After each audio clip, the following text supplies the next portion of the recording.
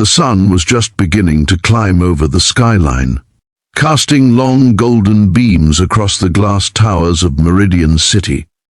Inside the sprawling headquarters of Valen Corp, a quiet hum of activity filled the air. Employees scurried between meetings, phones buzzed, and the faint scent of coffee lingered in the hallways. But amidst the bustle, one man moved silently, unnoticed, his mop swishing across the gleaming floors, his janitor uniform blending into the background of corporate opulence.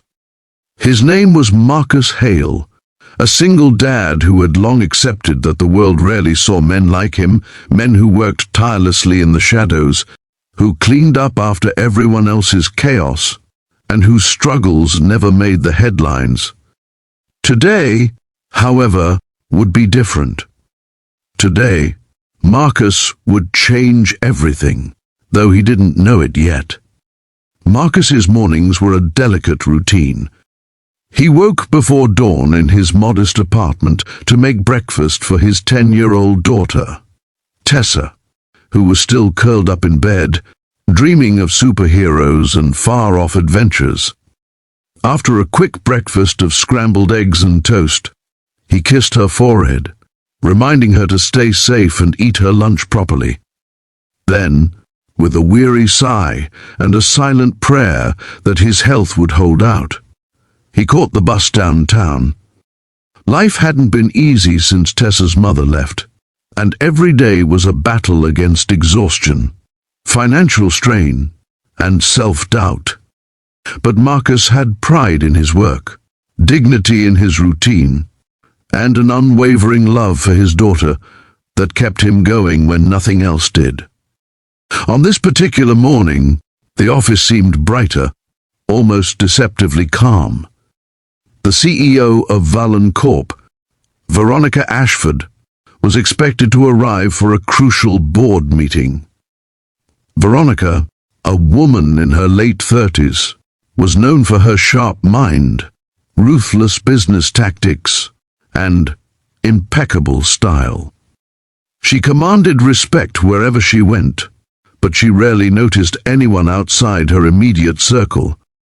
To her, janitors, assistants, and clerks were background noise, necessary, yet invisible. Marcus had seen her from afar countless times, the way she strode through the office in designer heels, phone in hand, eyes always scanning for the next deal or crisis. He had always respected her authority, but never imagined he would one day risk his life for her. The first moments of the morning passed uneventfully. Marcus pushed his mop across the marble floors, methodically cleaning as he watched the city awakening through the giant windows. Then, just as Veronica stepped into the main lobby, the unthinkable happened. A loud bang shattered the calm. Panic erupted like wildfire. People screamed and ducked. Papers flew, and the polished floor became a chaos of fear. Marcus's instincts kicked in instantly.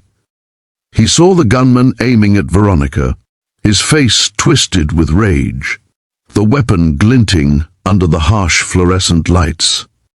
Without thinking, Marcus lunged forward, shoving Veronica out of the line of fire just as a deafening shot rang out. Pain seared through his shoulder and chest, and he crumpled to the ground, blood soaking through his uniform. Veronica screamed, frozen in terror, as Marcus whispered a weak but resolute, "It's okay. Stay down. If you believe in kindness and second chances, and that heroes come in unexpected forms, please hit like, comment, share, and subscribe to our channel, Kindness Spark." Today's story is one that will stay with you forever. The office was a whirlwind of chaos. Security tackled the shooter, employees screamed and called 911, and the city's police arrived within minutes. Veronica knelt beside Marcus, cradling his head in her hands trembling as she tried to staunch the bleeding. "Marcus, stay with me.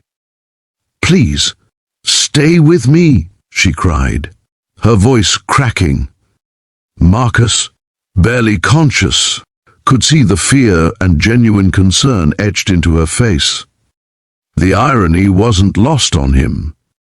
The woman he had spent years watching from a distance, someone who had never once acknowledged his existence beyond polite nods, now fought desperately to save his life.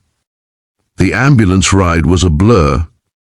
Marcus's vision flickered between the sterile white of the hospital ceiling and Veronica's anxious face. He could hear Tessa's laughter in his memory, feel the warmth of her tiny hands, and it gave him the strength to fight through the pain. The doctors worked quickly, stabilizing him and performing emergency surgery. Veronica stayed by his side the entire time, refusing to leave even when urged by hospital staff.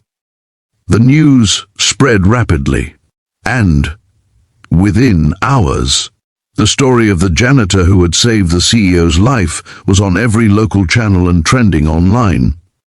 People were calling Marcus a hero, yet he barely felt heroic.